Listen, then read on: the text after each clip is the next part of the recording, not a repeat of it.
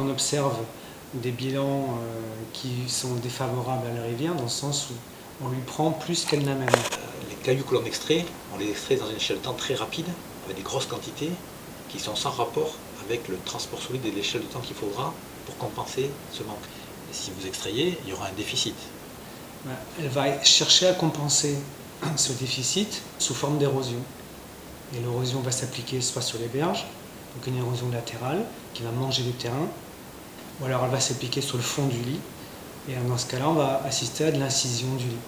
Parce que qui dit incision du lit, dit aussi des débits plus concentrés. Et donc, en général, pour les zones situées en aval, des dégâts plus importants au moment des crues.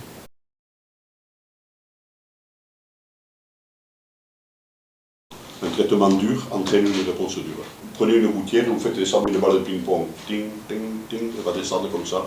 Chaque endroit qui est dur a une réponse en aval, et au fur et à mesure, jusqu'au moment où ça finit par s'étioler. Les crues exceptionnelles en 2012 et 2013 ont montré que les enrochements aussi, c'est pas forcément fiable à 100%.